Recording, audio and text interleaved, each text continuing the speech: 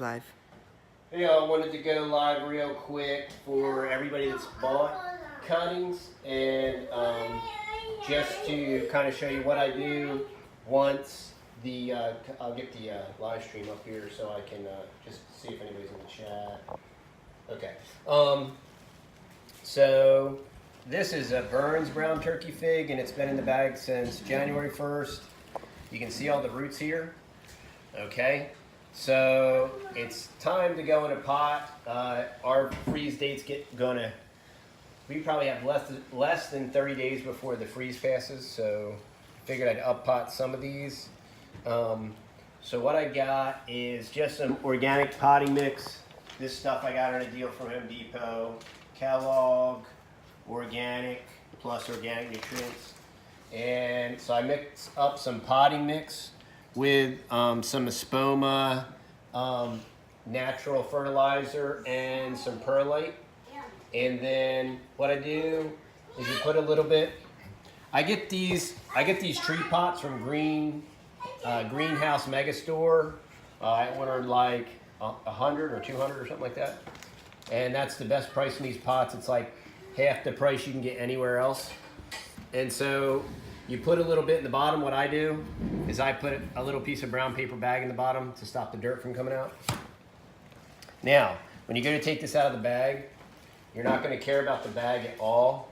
You're going to want to cut the bag without cutting the roots. So I just find a part of the cutting, and you'll kind of see how this works. You want to just carefully rip the bag open. You want to be able to extract this without disturbing the roots. So probably another thing I do, I know some of you guys are in the chat, so I'll try to check that real quick here just to answer any additional questions.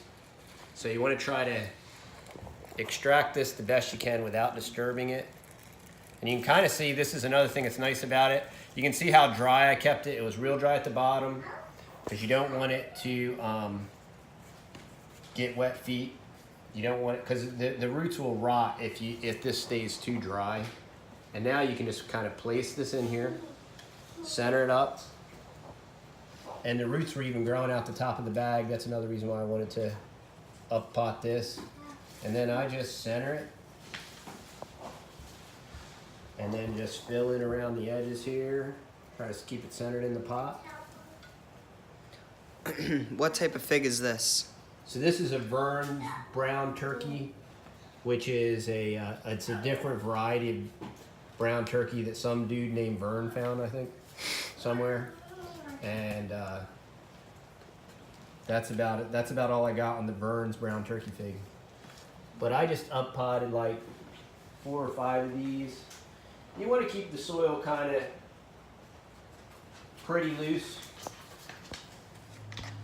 And the biggest thing you're going to have to worry about until you can get these outside are the fungal gnats. So I'll show you what I do about that here in a second. So you just got that in there, just tap it around a little bit. Another thing I do, because I'm growing a lot of different variety, is I'll write the name on here. I already have the name written on the cutting, but I'll write the name on here.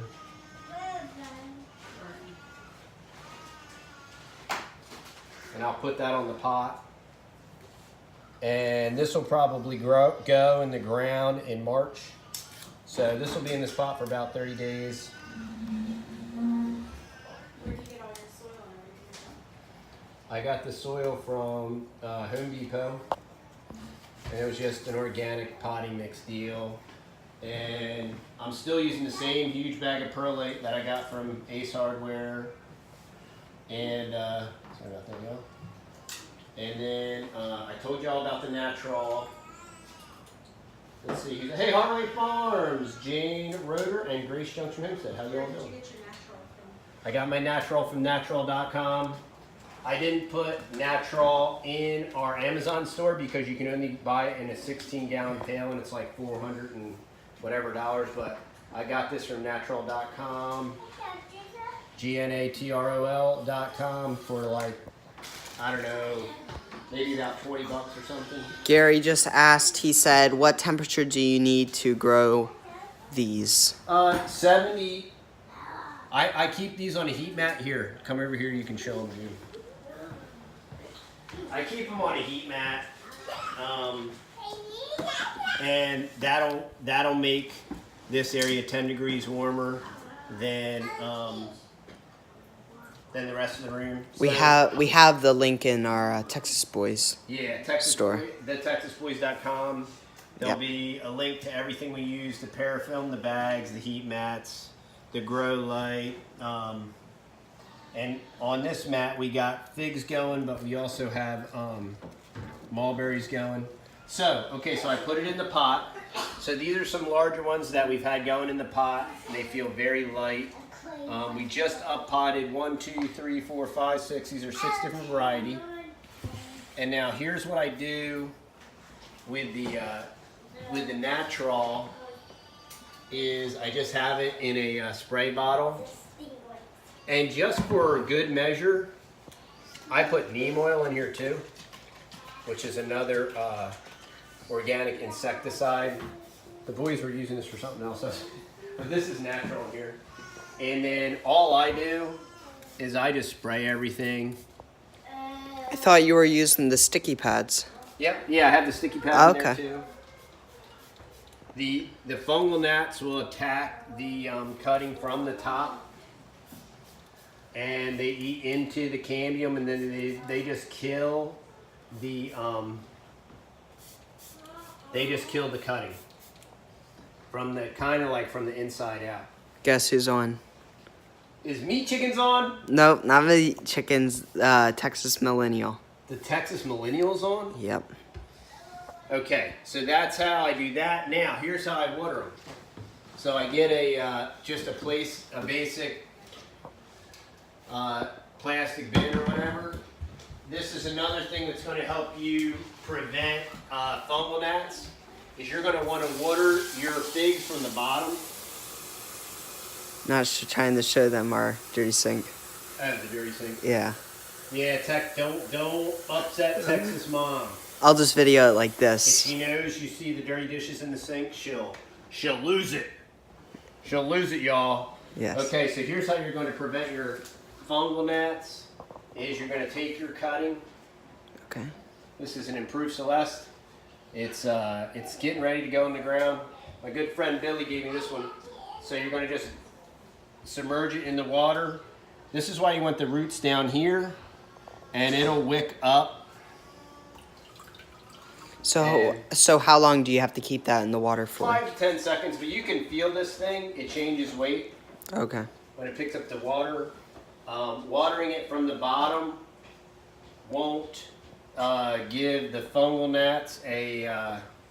The larger the leaf coverage is, the more water they're going to use. So these ones, with the foliage being so large, they're going to have to be watered every couple of days. But figs will start to tell you almost immediately when they're dry, because when the leaves start to wilt a little bit, you know that it's either too dry, which you can tell by just testing the top of the soil with your finger. If nothing sticks to it, it's too dry. And well, that's not necessarily true, because the first couple inches can be totally dry. You want the water to be coming in from the bottom. This potting soil was damp when I up-potted these things, so I don't think I'm going to water them. Figs prefer it more dry than wet. So that's how you water them. You water them from the bottom. Put the natural in a spray bottle. Sometimes when I water, I'll put natural in there just so that it gets it from all angles. You can get these sticky pads and cut them up. You can get these sticky pads on Amazon. And if there are any fungal gnats, that's probably not a fungal gnat. That's probably a gnat that came when the windows were open. That's another way to monitor to see if you have fungal gnats, is with the yellow sticky pads. Just a mechanical way to, and it will, they'll stick to the pad. And we have, I have this Pakistani mulberry. Is supposedly very difficult to root. And Have you told anybody how you're watering those? how I'm watering? Yeah, these. These, Or do you water them at all? I do water them. If you look at this, you'll see a lot of condensation. This does not need any water. Gotcha. If one does need water, which this one I probably just watered, which is why it's not condensating. But one that gets real dry, I don't see any of those here. These are all pretty moist still. You want this to almost totally dry out. And people will get all geeked out and freaked out about the roots changing color. But so far from what I've seen, as long as the roots don't wither up and die, they're still good. But I do have some really good Pakistani roots growing right here. And supposedly this thing is very hard to root. Let's see. I know I got lots of roots going on. Not right now that I needed to. Okay, there you go. So there's some Pakistani roots going on. And we got like 6 or 7 of these just growing on the counter. I got some Pakistani and some Shangri-La. Wait a second, I got some really good roots here somewhere. Just gotta find it. Yeah, see, there you go. Now that's a Shangri-La.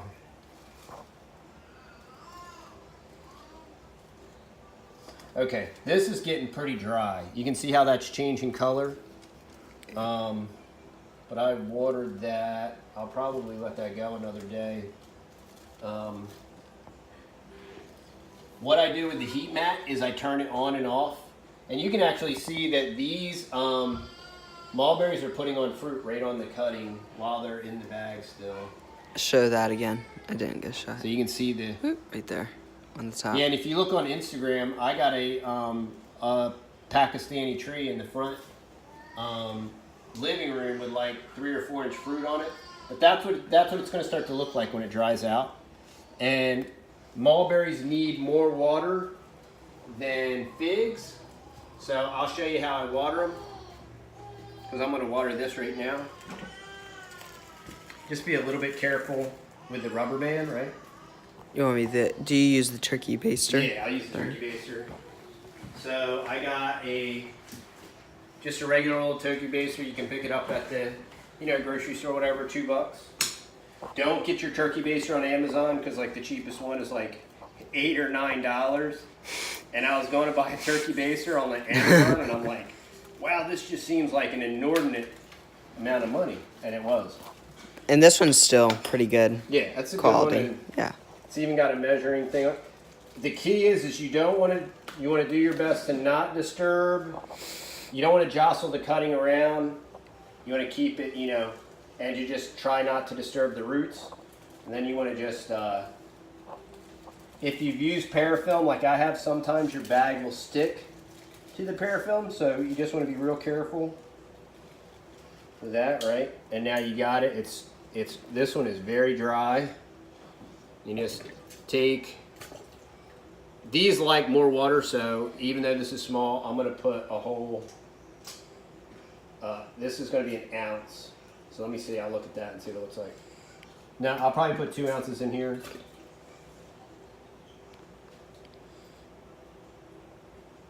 And this bag has no holes in it. And it's still dried out. And I don't like these thick rubber bands. So I'll use one of these ones that I had on one of the figs I up-potted. And are we getting any other questions here? No, sir. The crowd is silent. Okay, cool. So I'm going to put the rubber band back on here. And you want to seal that top because that's what keeps the fungal gnats out. You want to try to do this and not disturb the cutting or anything. Flip it around, and then I just loop it around the bottom. I do something like that. That keeps it. Hey Irma, how you doing tonight? So that's it. I mean, that's how I do it. I got this one here. It's called a rod grod. I could do one more just for the sake of. So what I do is I take my tree pot. The extruded portion of this tree pot, it's like uneven. So if you don't trim it with like a razor knife, it won't sit nice. And a lot of people complain like, oh, these pots don't sit nice. Well, It's just because they're extruded in China and Just creating how a they're lot of printed. quality control. But if you just Take 10 seconds and yeah, if you just I'm not really sure where this one's off. If you just level it out a little bit and not cut your fingers off in the process, yeah. should stay right up like that. Then what I do is I take a little piece of brown paper bag, put it in the bottom.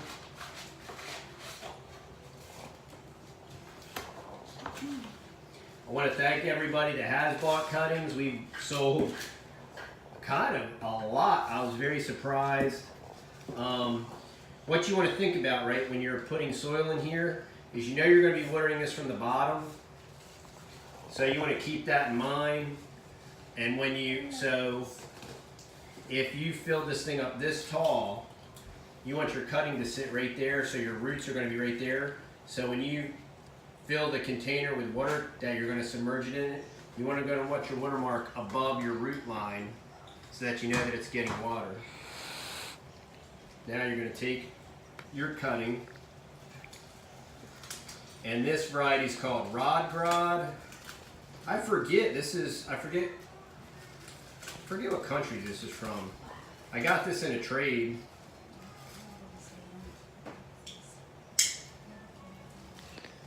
And so you're just going to want to perf this bag. You don't want to cut any roots. So I just find a part that doesn't have any roots. You just kind of work your way up. You don't want to slash the cutting. And then just real lightly go down. And it helps if you can, there's a good spot on the bottom where you can cut it, but a lot of times there's not, because it's usually where the most root growth is. Then I just rip it all the way up. This will predominantly, if there's enough roots in here, it'll hold form. I wanted to try to keep these in here until they were ready to go outside, but Growing so fast. they're just, yeah, so there you go. There's the entire root structure right there. It's totally fine if some of this comes off because I want these roots to go down into the pot anyway. And so I want my roots down in the bottom. The music wells are on. The music well, what's up, man? So I want my roots to go down. The main thing is Sissy says hi, music well. You want your, you just drizzle in your soil, keep your soil loose. The looser your soil is, the faster, quicker, and denser the roots will grow because they'll have like literally zero resistance. That's another reason why you want the perlite in there, just to make it nice and light and fluffy. Then I give it a little tap, a love tap. Then I'll put my label on here. If you're growing it for the variety, you always want to label it at least. I got the name written on the cutting in white paint pen. I'll put it on the pot.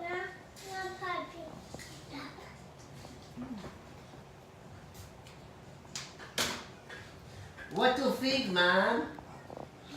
How doing? You handsome little boy? Oh, you like all this?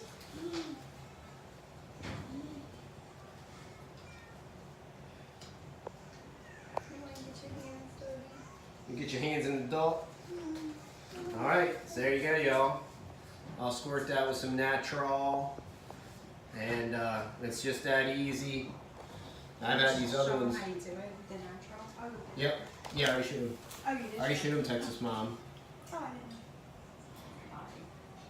didn't. Alright, let's see. Is anybody, can't wait till I can start planting here. When can you start planting in Noe? Oh, a lot of snow. Below freezing. Oh. Yes, we're going to be, our last freeze date is going to be, so there you can see this mulberry starting to hydrate. So you saw how light it was. And at first it'll do this, it'll grow dark, and then it'll condensate. The mulberries do want more water than the fig cuttings. How often do you water? There's no set time for when you water them. You can feel them by weight, and you can look for the coloration.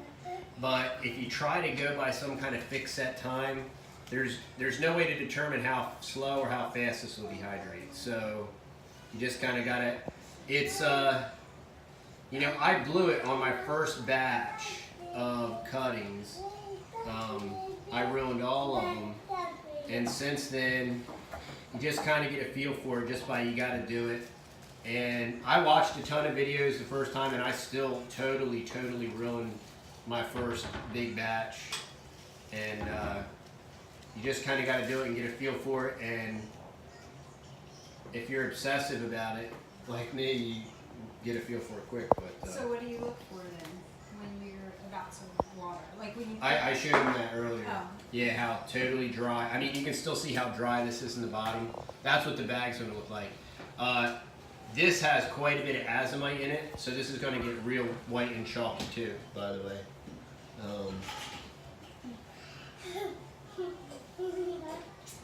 Wow, okay. Yes, I'm thankful that we're in Texas. Because I'm ready to plant. Our cherry trees already have buds all over them. And our almond tree too. And our almond tree, yeah. And we're It's going to going get nuts. one more freeze night probably tonight. And this will probably be our last one. then at least you can start in the greenhouse. Yeah, yep, and we already, cameraman, you're killing us. Weetree says you're doing a poor job, dude. Aww. Sorry. He's just got the phone. Yeah, it's Yeah, just the he's phone. He doesn't have a tripod or anything. No. He's just trying to do Yeah, his And I got the whole. I I know I got the whole nervous handshake a little bit. You got the, yeah, you're shaking. You know, Not I saw really. this really cool thing to put your phone on so you could make videos. Oh no. I had to. We said you're bouncing all over, dude. Sorry. Sorry, Goob apologizes. All right, y'all. Well, nobody has any questions. That's it. I just wanted to follow up. We've had probably about 30 orders for cutting, so everybody's been asking me. I showed how I did the pop. Once you get roots, because several people are in colder climates like Michigan and the Northeast. So once you get a really solid root base, this is how you're going to want to put it in a pot, and you can obviously put it in any kind of pot. And then you're going to wait till your last freeze date. In the interim, when you get a warm day, you can set this outside, let it get real sun. What that'll do is it'll harden off the cutting, it'll harden off the leaves and the stem here, and it'll allow it to get ready for when you go to plant it in the ground or put it in a bigger pot. Maybe you won't put it in the ground this year. They grow way better in the ground.